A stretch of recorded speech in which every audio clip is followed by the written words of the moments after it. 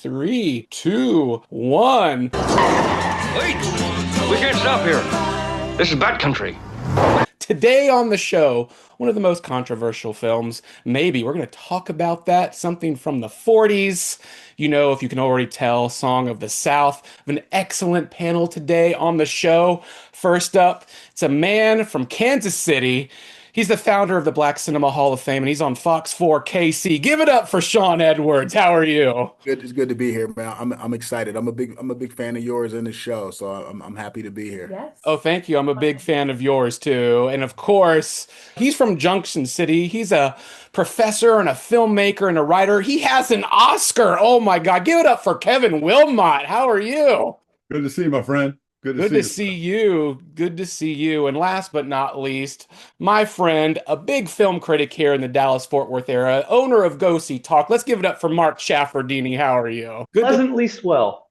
Oh my goodness. It's going to be so good. I got to first ask Sean, Kevin. I met Kevin when I was a freshman in KU 26 years ago. Changed my life. Sean, Kevin, when did y'all first meet? Man, it's been 100 years ago, right? When were you prepping for Ninth Street? That would have been that would have been 90 93 or 4 or something like that, I think. Yeah, that's when we first met, when you were prepping Yeah. for Ninth Street. So it'd have been like 1993. Yeah. Oh wow. Yeah. Yeah, it's That's been a bit, it's I been a can't even minute, do the man. math on that. What's that? That's what? So 93 to 2007 plus 26. That's like 34 years. That's My God, my man. entire life. Man, how the hell did that happen, man? I don't know. My You, entire you were life. you were a young pup. You were just a young pup. No, I was super young in Yeah, 93. you were Yes, I just a young was. pup, I man. was super young. Yes, That's indeed. crazy. And I remember, having your class, Kevin, and you put out CSA, Confederate States of America, and I was just blown away by that. And it's just such a great film, I mean, you did so well with that. And you remember doing that, right? Oh, yes, I do. Yes, I do. Yeah. I just got a thing where they're gonna show it in France here pretty soon, I think. So it kind of keeps living on, thank God. Oh, that's amazing. That's so cool. Well, let's jump into this Song of the South, this movie that came out in 1946. It was directed by Harv Foster, Wilford Jackson, and it was based on the 1881 stories of the Uncle Remus. And it's a movie that, people don't like to talk about. People might be scared to talk about, but we have to talk about this stuff. So I guess the first thing I want to talk about Song of the South, it's been locked away by the Walt Disney Company. Can a movie ever really be erased, or does the absence kind of make it more powerful or more desirable to watch? I'm speaking on behalf of myself, so there's no misunderstanding. But I personally believe that, you know, no work of art, particularly cinema, should ever be like locked away or banned or prevented from ever being shown because it exists. And you have to keep in mind it exists at the context of where it was made and who made it and what was going on in the era in which that particular film was made. But I think there's always a way where you can learn from any aspect of cinema, particularly works of art that deal with negative stereotypes or negative tropes. So you use it as a teaching mechanism. But I don't believe in the business of banning anything, because once you ban one thing, then you open up the door to ban everything, and that just shouldn't happen. We have to learn how to deal with it and learn with it. But these particular films like Song of the South exist, and it existed in the era where these sort of things were sadly the norm. Yeah, do you agree with that, Kevin? 100%. I mean, that's it's kind of like history in general. I think film is no different than history in general, really. That we can learn from this film. So much we can learn from this film. Um and obviously, as the Turner Classic Movies does, it kind of puts a disclaimer on the beginning. It says, hey, there's things in this movie that are or don't represent people correctly, and are stereotypes. Yeah, and but the thing that but putting it in the vault and kind of keeping it out of the public arena, I think it's just a real mistake because I mean I think they Disney probably does because they're embarrassed about it, and they typically I think a big problem in American life is that we don't know how to talk about our history and you know and that goes for everybody and white people feel guilty and they get weirded out and black people sometimes get pissed but that's kind of that's the whole point of it in a way that's the thing that we should embrace because I always say that this history owns us. We don't own this history. As Americans, the history owns us. And what I mean by that is we don't know how to talk about it. We don't know how, I mean, people are afraid to teach it. In the university, people are afraid to teach it. In my class, I dealt with this stuff all day long. But but it's a problem. And I mean, yeah, I watched the movie again, and there's so many things to learn from that film about today that still seeps into things today and just overall I think it's just a movie that I mean obviously it should be looked at as a museum kind of piece that is something that it's not it shouldn't you just don't put it out there without disclaimers and explanation but to hide it is a big mistake. Yeah, I agree. And Mark, I want to ask you because I think, Mark, coming on the show, you really hadn't heard of this movie and you never seen this movie up until a couple days ago. What was your first experience in this Song of the South? Well, the representation and the reputation of the film is definitely spoken over the decades and generations. There's a lot to take in terms of who the characters are and how everyone is portrayed. I took away from it a lot of I could put the time and the aspect in which it was created aside and just focus on the positivity of the characters and how they try to like coexist. And even if it had sort of the Disney hand on things, I think it still felt fair in certain aspects. But I wasn't. It's funny when somebody says, "Oh, alcohol's bad or smoking's bad or whatever it is," and you finally get to it, like, no, this is not as bad as I thought. And especially you have to look at it through the window of time too, like you said, Kevin, like a museum piece. That's what it is. And I think is Disney, because Disney's not in the business of creating any controversy in any of their movies. Do you think it was their business to create controversy with this, or did they it just happen, Sean? No, no, it's a product of the time. It's a product of the period. And I will digress for a second. No, this movie's bad. Like, like no, no, no. Let's let's not make any mistakes about it. This movie's bad. And I do not believe that Disney's embarrassed by the film. They built an entire amusement park ride Uh-huh. based on the theme of the movie, which they recently just took down like a couple of years ago. So there's a little catch-22 going on with this title where they've hidden the movie and buried it deep in the vault, but they've still used the imagery at their theme park. So that's kind of contradictory in a way. But look, it's a bad movie, but just because it's a bad movie doesn't mean you can't learn from the movie. You can't learn, why a certain movie was produced this way. But I agree absolutely with Kevin. It has to be taught in the totality because even if you talk about this movie in a vacuum, it does no good. You have to understand, what was going on at the time, what was going on during the era, and what was the mindset of the people who controlled the studio systems, who controlled the making of film during that particular era to have a better understanding why you would get product like this. Right. And I want to go back and you said this movie is bad, but it did win two Oscars. When I say bad, I mean bad in terms of Oh, representation. right, presentation. Yes. So Okay. that's yeah, and that's another thing that gets buried with Song of the South. I mean, at the time it was very innovative. I mean, it was a technical marvel. That combination of live action and animation at that particular level, at the way it was done, had never really been seen before. So from a technical achievement, no, it's cinematically, oh, breathtaking, innovative, Right. great.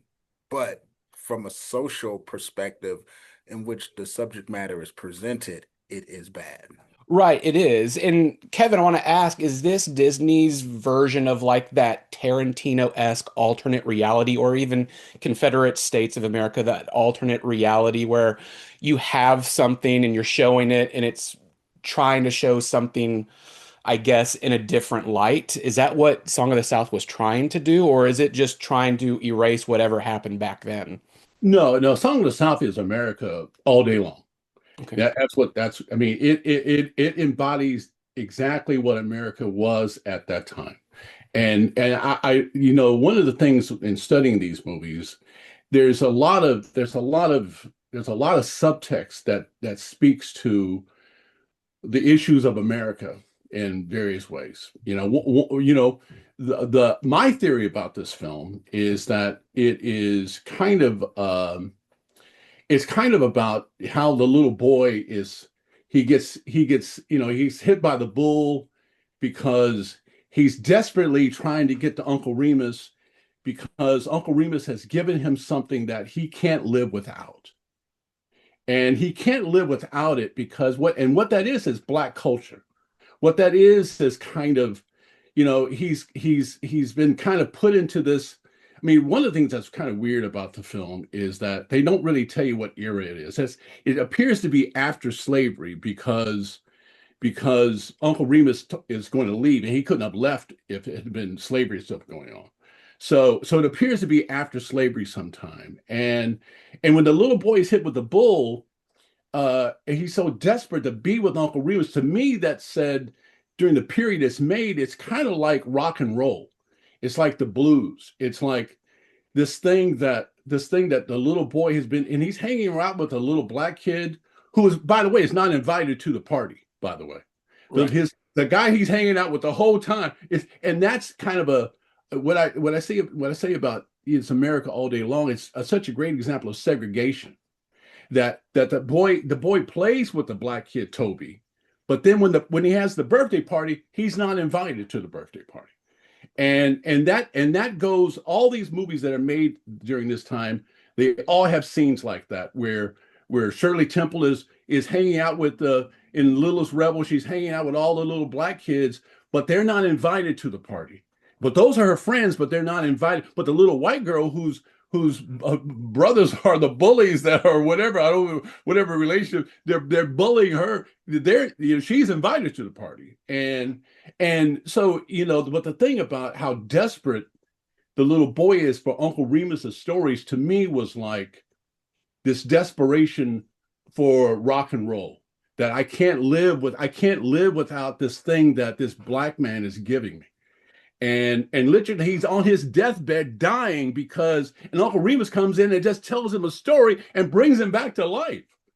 And to me, that with all its horrible stereotypes, it said something about the relationship between white Southerners and blacks, and that black people had something that they literally could not live without.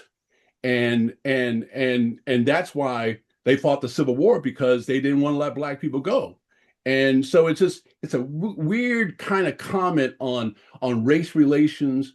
Obviously, this movie is being made at the time when black music is starting to seep into rock and roll, and rock and roll is going to be created from black culture and black music. And so all of that is just such an amazing comment that this movie has. Oh, I love that. What do you think about that, Sean? Do you agree with that? That seems like almost like a Sinners-esque kind of story there, even modern today. No, Kevin's absolutely right. I mean, the film speaks on the popularity and more importantly, the importance of Black culture and what it means to, be able to obtain it or utilize it in some form or fashion, either to heal you or soothe you or make you feel better or entertain you. And it's defined as like sort of this object that, like Kevin said, you have to have it. You can't live without it. And there's nothing else in the world that can do the things that this particular thing does for you. I mean, you see this same theme in movie after movie after movie after movie. I mean, you can trace it back all the way back to the beginning of the motion picture era. It's and it leapfrog through today. I mean, you see that sort of thing in contemporary movies all the time. It's funny, I hang out with a group of film critics all the time, and we've given it a sort of like a contemporary name. We call it the Bagger Vance effect, where you'll have this black character that has all the knowledge, has all the information. It's good at what they do, supremely talented at what they do, but they're willing to, either teach or give the knowledge away for free, where you receive nothing in return. And you usually do this as a loner, and you yourself you have no family. You have no boyfriend or girlfriend, no husband or wife. It's just you, but you're willing to do any and everything to make this main character, which is 99.9% of the time white, like better at what they do 50. or feel better it's just it's such a weird trope, but we call it the Bagger Vance effect. I mean, there's movies that came out last week that do this. It's all the time. It's continued on, and so you start with the Song of the South, but you still see it through today. Yeah, that's an interesting comment on that. Why do you think that Disney with its vault decides repeatedly to keep this away? Like, what do you think? Do you think it's actually, do you think it's just people scared to talk about, like you were saying, like, but this is history. Why wouldn't you want to talk about that and learn from it? And what can you learn from this? No, no, no, that's not like Kevin said. I mean, it's such a representation of what America is, and if you know how America operates, one of the things that America doesn't do is they don't apologize, and that they have a hard time. They have a hard time struggling. With history, not just with history, but factual history. We like to romanticize. We like to. I mean, we're dealing with that with the current administration. We like the romanticized version of American history. I mean, that's why they're bringing back the Christopher Columbus statue. That's why we celebrate all these figures or these things that happen in history without any context. Like we want to celebrate the good, but with everything that happens in history, there's repercussions or other things that led to that moment that we don't like to talk about. So I just think for Disney and the execs, it was a lot easier just to say, "Hey, we're never going to release this movie." Than like I said, like Kevin said, put like a cautionary tag at the beginning of it, or just talk about it because it exists. But we're not good at that. I mean, and it's even worse now. We're so uncomfortable and we get so offended, and when we're so tribal that we can't really have educated adult conversations about any of this. And then a lot of the stuff that the film deals with is not it's not even taught in school. So I mean, in order to have a discussion about the film, you got to go all the way back to the foundation. And I'm talking about black and white people too. Like most black people still don't understand how the institution of slavery actually worked and or functioned. Like the people just have no understanding, which is why you get into these big debates whether Dominicans or Brazilians or people Right. from South Bronx or people from the UK. What type of black are you? Well, a newsflash, your ancestors were all put on the same boat. You just got distributed to different places, and you can't even have that discussion. So it's bigger than the film, but the film would, in the real world, would be a great starting point. But it's just bigger than that in order to have a discussion about it. Kevin, I want to ask you, since you're in the film business, if this script for Song of the South landed on your desk today, same premise, modern day, would you reject it outright? Would you reframe it entirely, or would you try to interrogate the whole story from within? And how would you go about that? In my opinion, the answer would be like hell no. I mean, you couldn't even make white chicks today. You you don't think so because the Wayans brothers are Not on March 25th, 2026. No, yeah, that's right. That's You couldn't right. make Tropic Thunder today either. Yeah, I mean, that's true. If this landed on my desk today, I would run. I would probably still be running. I would just be running, running, running, be fleeing fast as I could. Um, the problem is the thing that that Sean is talking about, that magical Negro kind of stereotype, you know, um, is one that just keeps showing up in various ways. And the thing you've got to say with Song of the South is that at least Song of the South kind of shows you how desperately white people needed that character, you know? I mean, that's the only thing that's kind of makes it different than Bagger Vance or something like that. Because in these new versions of the Magical Negro movie, they don't really give the Magical Negro any kind of love at all. I mean, your Green Mile is another one. I mean, literally he dies for everybody, and everybody kind of feels bad about it. But you know, it's like, you know, he goes and saves the Tom Hanks's, you know, wife, you know, and you know, but he can't save himself. So that's always the deal. They can't save themselves. And I'm sure they're trying to say there's a Christ imagery here and here or something like that. But the problem is these movies are set in the horrible segregated lynching South, and where black life is like valueless, you know. And so that's the problem with it, is that, you know, you if they had these magical powers, why wouldn't they be zapping their oppressors? It's like I said, because you got to put, you got to put these films and these characters in proper context. And if the story takes place in the Deep South, it's a deeper meaning, and it makes it more, problematic, because like Kevin said, if you have these magical powers where you can uplift people or heal people, well, why aren't you using them for yourself, or why aren't you using them for your culture? Why are you constantly giving them away? I mean, it's such a weird, it's such a weird thing. But most of these tropes, they're not created by black folks. They're written. If you go back, because nothing happens without the written word. I mean, you go back and you look like, well, who wrote Song of the South? Who wrote Bagger Vance? Who wrote The Green Mile? Then it's like, oh, I get it. Because it's essentially coming from someone outside of black culture. And so, I mean, that's another problematic, aspect of the film industry too, is that, the people who are writing the stories usually aren't, they're not black. And then, if you want to take it to the business angle, the people that are producing these movies aren't black either. And so that's why you really don't have a lot of, cultural control when it comes to these films. Yeah, Mark, what did you have to think about all this? Your first time you saw it for the first time, hearing all this discussion. How do you feel about this movie right now? I mean, I know I don't know if it doesn't bother you with some of the aspects. I have no idea. What do you think about it?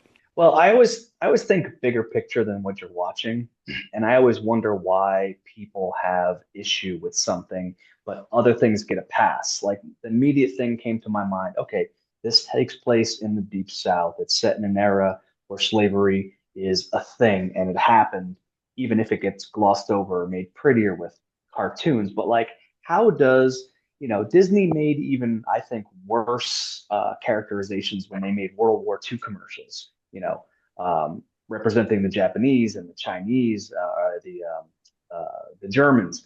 And like South Park, they lambast people on a day-to-day basis, and people find it funny. And like they're even more malicious than this was. And like Sean said, this is not a good movie in any aspect. It's just like, what are the double standards? And then even the bigger picture is like, how does this get erased to the point where, you know, you know where you are in a relationship based on your first sexual encounter or your first date. You know how to drive a car, navigate the roads because you've had an accident or someone to guide you. So it's like, how do we put a filter on something and not acknowledge that it happened? I mean, even in like here in Texas, they were taking down, statues, and across the nation they're trying to hide it and put a filter on things. So, you never grow as a person, you never grow as a culture unless you recognize that history happened, good, bad, or indifferent. We're here because of our process. So I thought about all of that, and I mentioned the positivity in the beginning, and that's just sort of my outside perspective. I remember seeing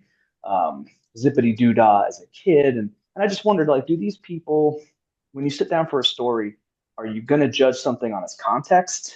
and try to take the good with the bad, or do you like zone in on a cliff and say that's bad and that's, you don't consider anything? So I just wonder if the people who are having umbrage with this, as they should, do they think it's even worse because they're not taking more things into account? So I don't know if that answered your question. I'll jump in. I will say this.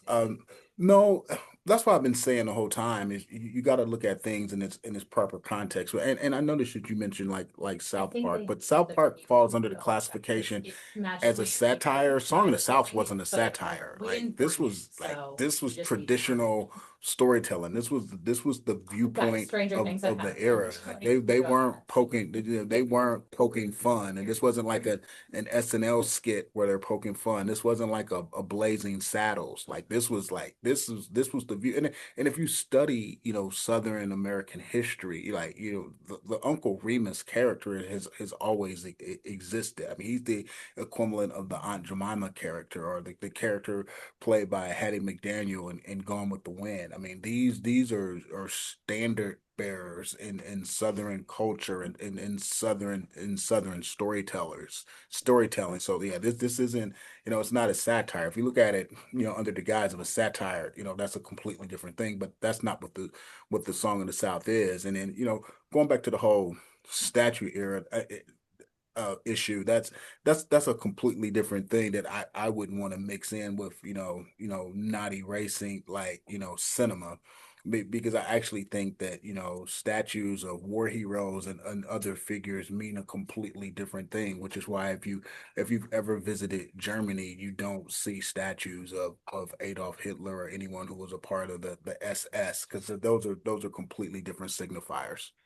Yeah. That's right. I mean, those statues they're taking down now, were most of them were placed in parks and around the country during the civil rights movement. It was an attempt that the South did to respond to Black freedom movement and to the fight against segregation. So yeah, and they were created right after the Civil War when segregation was beginning, and so they were kind of like these Confederate monuments. And you see how Trump and these guys are, they renaming, after Biden removed the Confederate generals who, by the way, murdered Abraham Lincoln, and killed a lot of Union soldiers, trying to just free Black people.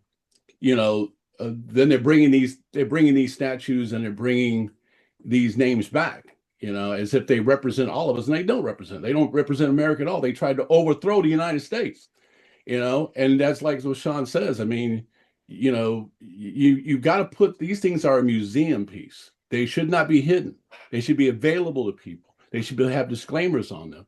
They are educational tools to teach us about ourselves now, how far we still need to go, how we still need to erase the stereotypes that still seep into our movies today in various ways. And so yeah, I mean, that's the real challenge of America. But you don't meet that challenge by erasing a movie and hiding it.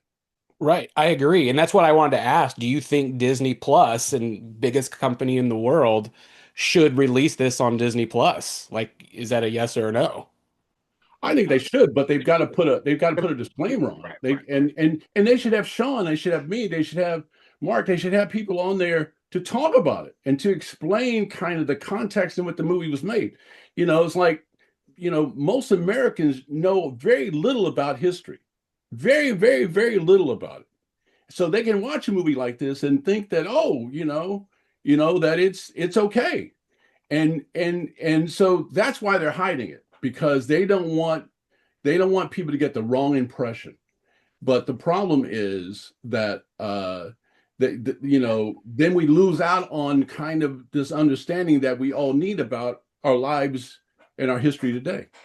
Yeah. Yeah, and my final thought on this too, and because I know a lot of times when you have discussions like this, you'll have people who will watch and they'll be like, "Oh, Sean and Kevin just don't like Song of the South because they're Black." No, I feel the same way about Robert Townsend's Baps as I do Song of the South. I mean, there are just certain films out there that present problematic images that feed into the stereotypes that have been presented through cinema since day one. I mean, if you study history and if you study cinema for day one, these images and these tropes have been consistent throughout the history of cinema. So this isn't just a you know black versus white filmmaker who didn't get it right. This is black versus any filmmaker who doesn't get it right, because those images have always been out there, and they've always been problematic. There are even movies that were released last year or where I had problems with. Like, look, the movie that won Best Picture, One Battle After Another, I had problems with some of the portrayal of of the black women who were participating in the revolutionary movement, because I've studied the Black Power movement, and I thought that film did such a disservice to the actual women who were part of the Black Power movement, that it's just like, because that people who watch One Battle After Another, their takeaway of black women's contribution to the Black Power movement is going to be from that film. And nothing could be further from the truth, and nothing could be more inaccurate than that. I mean, that's how I feel about it. No, hey, I was curious about that. And that's what I'm curious about. My next question is the audience. What responsibility does the audience bear in a film, and how a film's meaning evolves over time, such as Song of the South, such as Sinners, such as One Battle After Another? Kevin. Well, the audience has a responsibility that I always think that we should learn from movies. That, that if you, as a kid, the reason I love movies is that I would go see a movie, and if I didn't know something about it, I would then go and look it up and read more stuff about the history of it, the place where it was set, the battle that it was, whatever the movie was about. And unfortunately, I don't think people do that as much anymore. I think they kind of, movies rarely kind of challenge us today in the ways that they should, and the ways that I think, movies in the past have kind of pushed things forward in so many ways. And when you push things forward, and people kind of go, oh, I want to know more about that. I want to learn, I want to understand that more. And I think people probably look at movies more just as entertainment, now than maybe they did in the past. Certainly the movies that I love, that I grew up kind of, that changed me and educated me and made me understand race and a lot of things more, were movies that were, as Dalton Bolton calls them, problem pictures. They were the problem pictures where they were dealing with the problem, dealing with the problems of society. And this is not that. This is a movie. Song of the South is a movie that, as Sean was saying, it is just a regular movie about what they thought was regular life. And it's Song of the South because they're saying, but this is how down south, and this is just how it is down south, and it's great. And black people are totally content, and the white people that kind of basically manage and own them in various ways, they're really nice, and then they don't want to intermingle. The little black boy doesn't want to go to the party. He doesn't want to go to the birthday party. And so, all of that is the normality that they were selling. And you have to be willing to kind of look at it and then kind of take it apart based on what you know about history and about society. And that's the thing that makes Song of the South so important to look at, because when you start taking it apart, you start to understand your world a lot more. And I mean, same thing with Gone with the Wind. I mean, Hattie McDaniels is playing she's playing Mammy in this film the way she does in Gone with the Wind. And all of the stereotypes are there, And if you don't understand those stereotypes, you're going to think this is a normal film. And that's probably why Disney doesn't want to release it, because they're afraid some people are going to go, that's a great movie. I just love that movie. I took my kids, they just fell in love with Uncle Remus. And, it's important to remember, too, the term uncle and aunt are terms with slavery. Those terms meant they were house slaves, that they worked in the house in various ways. And that one of the things that that slave owners did to justify owning human beings was they gave them names like, oh, that's just Aunt. I love her. That's Aunt Josephine, and that's Uncle Remus, and those terms, it allowed them to not think about the Auschwitz that they're actually living in and running there. And so you give them these kind of nice terms like that, and and it's not a horrible concentration camp. Right. That's And why you that's have Uncle Ben's rice and Aunt Jemima pancake. Yes. It's a marketing ploy to soften the blow. That's what they're designed with. And I remember earlier in the conversation, somebody said, "Could this movie be made today?" Well, if they made this movie today, they wouldn't call it "Song of the South." They would retitle it "This Is How We Roll." This is how they roll because there's a roll reason why out. they still do antebellum parties to this day. Yes. Yeah, Yes. the Bachelorette or something like that got in trouble for that. I remember that. Yes. Yeah, Yes. I Yes. remember I that mean, not long ago. and that antebellum, thing that, you don't, that where women, my new film, The Bard, there's a line in our film where these women are talking to another woman from the North who's just come to live in the South. And one of the things they tell her, a woman has one right, and that right is to protect, and that right is a protection. and and and that whole thing of protection is what got a lot of black men lynched in the South, because even if they thought a black person was, you looked at someone or stood too close or whatever, that could get that person lynched because they were put on such a crazy scarlet O'Hare pedestal, and um, so yeah, I mean, there's just so much stuff embedded in all of that you have to take apart and understand to then appreciate what's really going on in Song of the South. Right. And I'm really trying to figure out like, I'm Jewish and I was trying to think about, oh, what if Disney made a movie where it was the Nazis and the Holocaust survivors living in harmony at the same time? And was this movie Song of the South kind of like a version of like, here, we're telling a Disneyfied version of history, or was it simply to entertain and they didn't simply know what they were doing? Well, they didn't know what they were doing because they didn't know what they're doing because they didn't think it was a problem. I mean, Right. they didn't think that slavery was bad, was a It, bad thing. it I was mean, they 1945, 1946. Yeah. 1945. But see, Americans had never really, and still not really been taught how horrible slavery is Hmm. and was. And so certainly by in the 1940s, they have no context of how bad slavery is. None whatsoever. I mean, they Because you're just think, getting out of the war. yes, and it's even worse than that. It's like there's no one taught Americans that slavery was bad ever. It's really never been taught until maybe the last 20 years that slavery was a horror show. And it's not been taught to the degree that I would argue that people need to know it to understand the real horrors of it. And it's just like, and so it's like when people try to deny the Holocaust, that Spielberg has done such a great job of holding on to that footage because that footage is the thing that they want to erase. The footage of the horrible stuff at the camps, the genocide, is the thing that is the evidence that you need. And see, there's no evidence. There's no film footage of slavery. There's no film footage of lynchings, that happened in the South.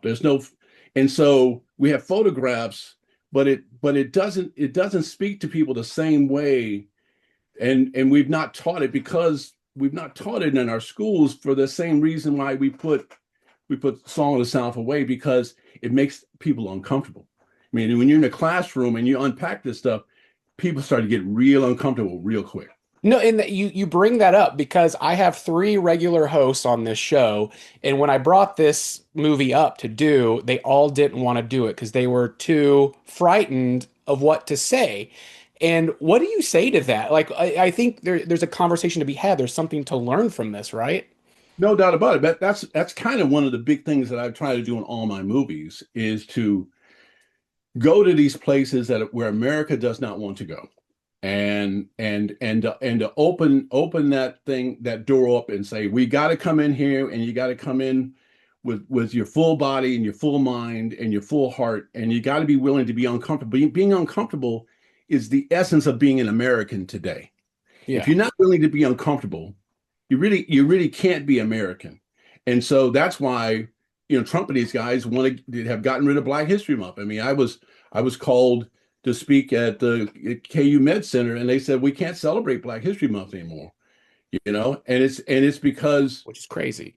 it's crazy, It's but crazy. because they've gotten rid of it, Trump and those guys gotten rid of it because this was the opportunity to bring a movie like Song of the South in, have Sean and me come in, talk about it, break it open, have this uncomfortable conversation, learn this history for the first time, learn how slavery functioned, learn how it functioned in film, learn how we learned about slavery. That's what we need desperately in this country. Because just as when the images of the Obamas, when Trump put those things that the Obamas were monkeys, Yeah. it's like that stuff comes from movies. That Right. stuff comes from the stereotypes that were created that then entered into movies and have influenced all of us in various ways, and we didn't even know it. And with stereotypes, not necessarily with this, but do you think stereotypes in a comedic way, like a Blazing Saddles, like an airplane, are part of that entertainment that people like, that we can look in ourselves and see that, or is that just a big no? No, that's a big yes. Okay, it's a Because big yes. what satire does, satire is always based in truth. To get the joke, you've got to know the history to get the Right. joke. Now, some people may not get the joke, but that's their own problem. That's Yeah. their problem that they don't know the truth of it. But Blazing Saddles, Airplane, those movies, I mean, that's how we've moved racial progress forward in this country in terms of culture, because those movies were willing to they kind of teach us as they're making fun of and they always punch down. They always punch up. They never punch down. Is what I mean by that. They're not hitting the poor person. They're hitting the rich people. They're hitting the slave owner. They're hitting the segregationists. They're hitting the people that want to estrange love. They're hitting the guy that promotes nuclear weapons and wants to blow the world up.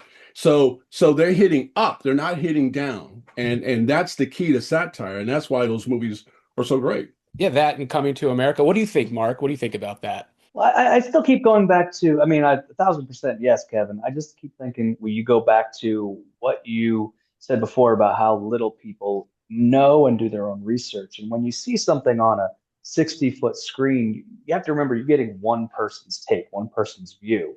That's right. And again, true or false, do your own research, make your own opinions, and learn kind of what it took to put it together. And I mean, there's a big difference between written word and what's on screen. Things that are on screen do have to be more appealing. So, you look at, again, what the studio did to something like The Little Mermaid, changed it completely because they felt their adaptation would be more appealing and accepting. So, in a way to sell the most, whatever it is, they have to cross hit all the boxes. So, it's really unfortunate though that they do, again, going back to the hiding thing, that they can't confidently present it in a way that we can have discussions. And it's led to things like people talking about it in secret, and it's a telephone game. Say something like, "Oh, did you see this?" "No, I didn't." "Did you see?" And again, you're watching maybe just like one sequence of the film, one sequence of the story, Yeah. you're not understanding everything. So Yeah, I would just like to add that and Song of the South thinks it's being really, progressive. They think they're. I mean, the Uncle Remus is treated. He's treated, very kindly in the film. I mean, he's kind of the hero of the movie. He saves a little boy in one scene. So they're thinking that they're being really progressive in the sense. Unfortunately, they're being progressive in the vacuum of segregation and racism that controlled all the choices, controlled the viewpoint, controlled the point of view of the film. That's controlling the point of view of the film. And so even though they're trying to be sympathetic they think they're being sympathetic to the cause, and kind of, they're promoting stereotypes, and they don't even realize it. And I'm curious, Kevin, why do you think Disney has never, ever released the movie, but they've released the soundtrack and the songs multiple times. I mean, this is an original vinyl Yeah. pressing of the soundtrack, but they've re-released it. They did that whole soundtrack of the Disney Mouse where I think Rick Ocasek sang Zippity Doo Dah. Why is it the music that survives and not the movie? Well, that's what Mark was saying about the cartoons that came out during the World War II with all the horrible stereotypes about the Japanese and all of that and all that stuff. That that this is a way to make money without without having to show the movie. They a couple of years ago they did the big Disney anniversary where they were, and actually it was Warner Brothers, where they're going to show all the Bugs Bunny cartoons. Right. And then there were a whole bunch of them that had those stereotypes that Mark was referring to with the Japanese and the Germans and horrible blacks things and horrible stuff that that was in these cartoons. And so there's a whole bunch of them they didn't release because they didn't want to have to get into all of that. And that's the thing that where we lose out, because if they had said, hey, now from 19 whatever to here, we did a lot of stuff we regret now, and but then we talked, well, this was the war and we hated the Japanese during the war. And so we kind of did this. So let's talk about it. I mean, so let's talk about it. But then that might have justified, putting Japanese in internment camps here in the country. And so there's a lot of things that we can learn from and unpack that still are important today. Survivors of that are still around, and so that's the thing that is we lose out on by the unwillingness to go there.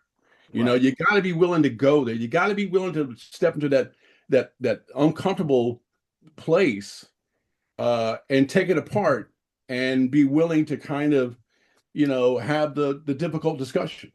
Right, I agree.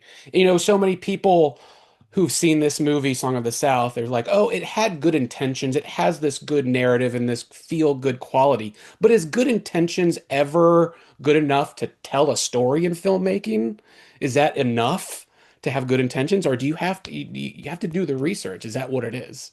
That's You have to do the research. You have to Yeah. do the research, and I mean, good intentions. I mean, they might make you feel good, but whatever the movie is saying is what you take home, is what's the thing that stays with you. That's the message that you're sending to the audience. The message of Song of the South is that Black people are very content in their second class life that they're living here, third class life, and we just want, and one of the stereotypes of the mammy is they just want to serve. And the Yeah. uncle, they just want to serve. And so Uncle Remus just wants to serve. Yeah, I just want to serve the little boy. I want to serve his family. Yeah, I'm worried about them. And it's always to the detriment of their own kids. And mammies never have children of their own in the movies. They always are there to serve Scarlett and to serve the mistress, just like it is in this film. Hattie McDaniels always had to play those parts because that's the only part they'd give her. But you never saw her children, and you never saw her husband, and she never got to talk about her life. So see, Uncle Remus is a loner. I mean, you see him in that scene where he's packing up. He's got no family, he's got no kids. He does have a little scene where he's telling his story to some Black children. Typically in these movies, they don't even do that. They're divorced from the Black community entirely and only serve their masters. Well, it's almost like they're not human. It's almost like they're a magical creature of some sort, right? Exactly. And even you could even argue that Mammy in Gone with the Wind is kind of a magical Negro, because she's kind of there. She's there to the bitter end, even after the war. They didn't say like, "Hey, I'm free. Bye bye. Good luck. Yeah. I'm gonna go live my life now. Finally, bye bye." No, they're still there. They're still there, is serving Scarlett, and her family.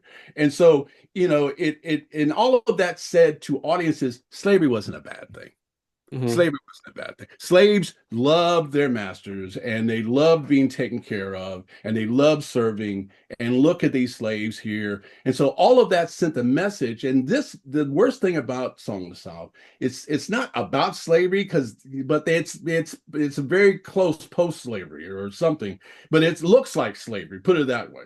Right. And the audience doesn't know if it's slavery or not. And that's one of the worst things about it.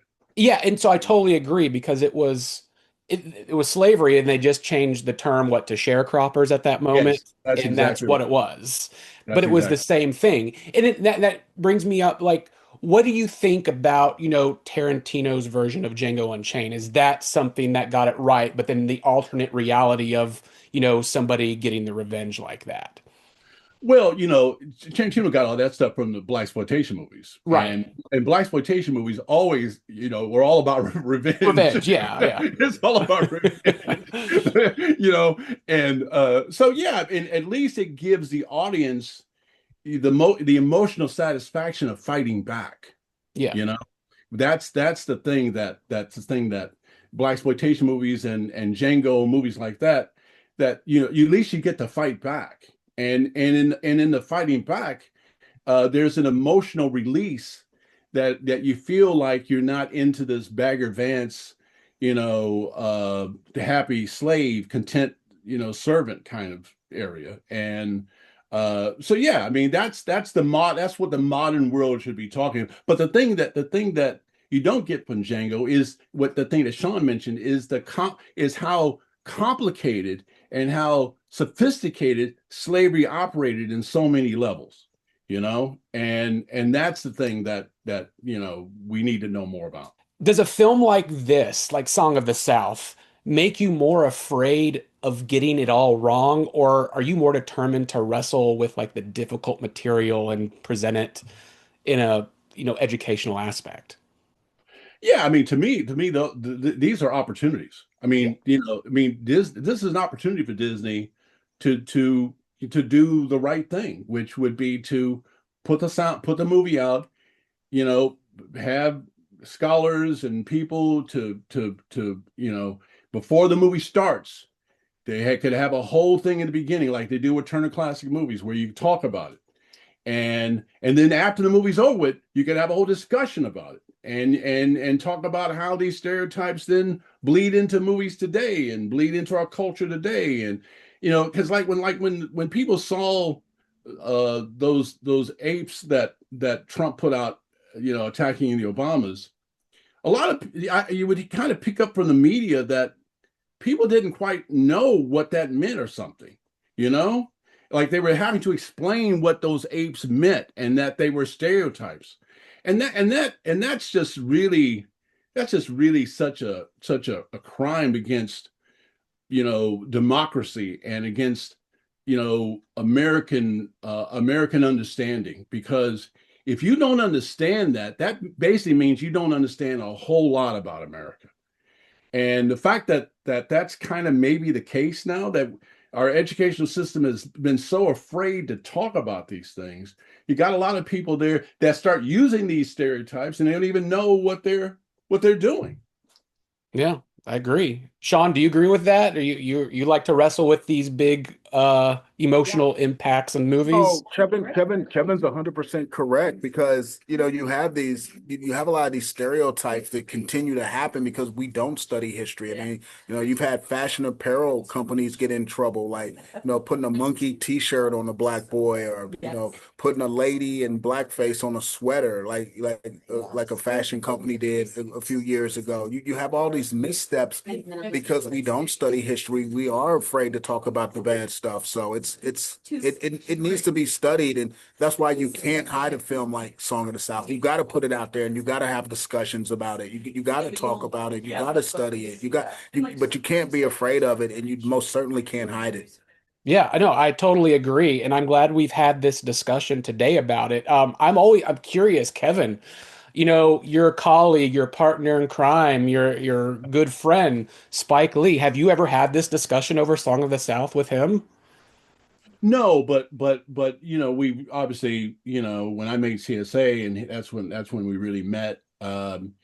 this is kind of what he's done his whole career as well. I Yeah. mean, this is kind of what most black filmmakers are always dealing with. I mean, it's impossible really to be a black filmmaker and not know what Sean has been talking about in terms of having a real clear understanding of the stereotypes, the images, all of these things that have defined black life in America. They've defined us, and we it's a constant battle to kind of gain back our humanity. I mean, one of the things that Song of the South does, and that slavery movies do from that era, is that it makes our lives not matter. You know, it's like that's where the term Black Lives Matter comes from. It's not just from violence in the street, it's also from the images and the pop culture and everything that has kind of made black life not important. And one of the things I always, when I make movies about slavery, I always try to put in how much slaves were worth. Slaves were worth more than anything else in the United States at the time when slavery is going on. A slave today would be worth as much as a Lexus automobile is today. And that's why the Civil War was fought. And so those kind of facts that should just be like just like the sky is blue in American life. That everybody should just know these things. That's the thing that movies should do. And because when they do that, then you have a harder time putting out those monkey images and having people somehow try to defend that. Well, Right. let me put my film criticism hat on too. And what I would like to do is recommend to anyone who's watching this, there are three movies you should watch that would really help guide you with this conversation. And number one is Spike Lee's Bamboozled. If you watch Spike Lee Bamboozled, then you kind of understand what we're talking about when it comes to Song of the South. The second movie is, and not just because he's a participant, but it's Kevin's Confederate States of America. I mean, you put that on, and but before you watch Confederate States of America, just remind yourself of the year it was made, and your jaw will drop after watching because it's so relevant today that it's quadruple scary. And then the third movie I would recommend would be Robert Townsend's Hollywood Shuffle. You watch those three movies. It's sort of this is your syllabus and your lead up to Song of the South. Because if you've never seen Song of the South, I don't recommend watching Song of the South first. Watch Bamboozled, Confederate States of America, and Hollywood Shuffle first, and then it would put that movie into better context. Oh my goodness. That's great, Sean. That's why you are Sean Edwards. Yes, indeed. That's why he Yes, that's indeed. why he is who he is. I mean, that's true. Whenever I watch a film, I always think that, or especially about history, I always think that, again, this is someone's point of view, but also that the idea that history is written by the winners. And I think that if you think, of other things that we're not getting the full story. I mean, if you want to go back to how the pyramids were built, like everybody looks at the pyramids as this monumental architectural achievement, but I think to myself, I would not want to be building the pyramids. I don't think anybody who had to do something like that in any position of a slave or master or workforce or manual labor is there by choice.